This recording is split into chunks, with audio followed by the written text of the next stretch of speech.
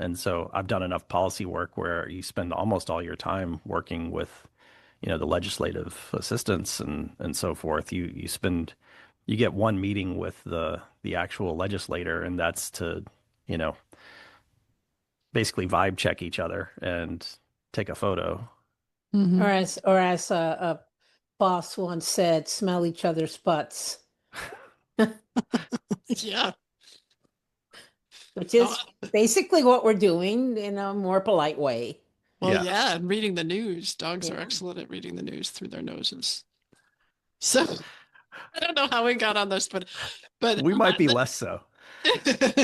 yeah, I think we're definitely less so than dogs. A lot of it is Yeah. opaque Do you to think do you us. think people are more easily manipulated than dogs? Yes.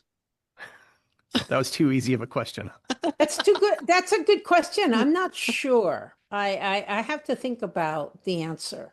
I think definitely some people are more easily manipulated than our dogs. You're Uh, right. It also depends on but the time frame. yeah, Sorry, go ahead. I mean, a human being can control the way they eat. Uh, but apparently, if you present food to a dog, the dog will eat it to the point of cannot eat anything more. They take the Thanksgiving turkey off the counter and it's gone, kind of thing. So, Okay, so I was just home in Chicago area with my moms for Thanksgiving. They got a new dog, the old dog we had to put down. God help them, they're in their 80s and they got a new I was dog. just I was just thinking, then they can take care of the dog. I mean, sort of. So, but the dog is very smart, picks up on things right away. So I come in, the dog barks, "Who are you? I've never met you." Smells my butt, does the thing. 5 minutes later, he's like, "I get you. You're petting me. That's good. You gave me a treat. Now I can like you." So that's super easy to manipulate, except it's the time frame. So later, when the dog wants me to play catch with it, which is like the only thing that it really wants to do, it's a terrier.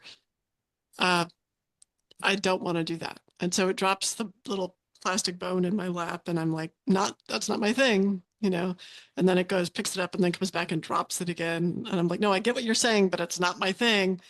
And then eventually the dog learns by the second day, I'm not going to do that.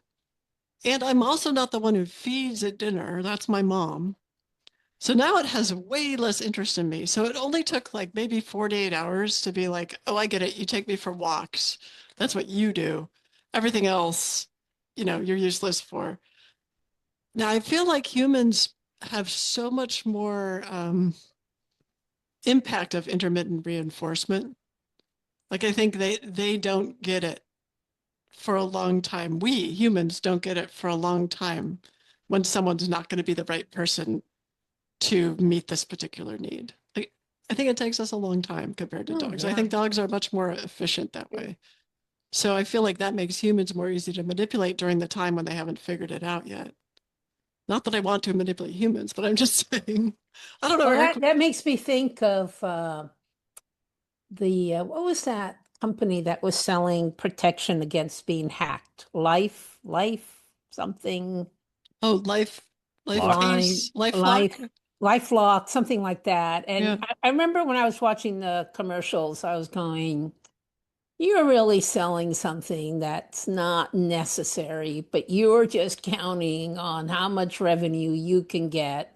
In the 2 or 3 years before people realize it's not really necessary or that you don't really provide the benefit that they think you provide. And so I think, and there are probably, Eric, serial entrepreneurs who have that as a philosophy. So I know there are serial entrepreneurs whom I've met who are basically building a company so it can be bought.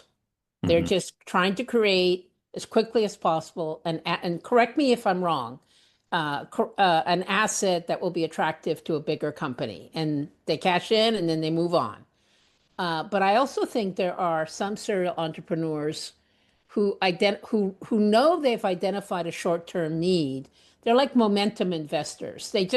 They just want to jump on that bandwagon and ride it until it ends, and then they get off and get on a new one.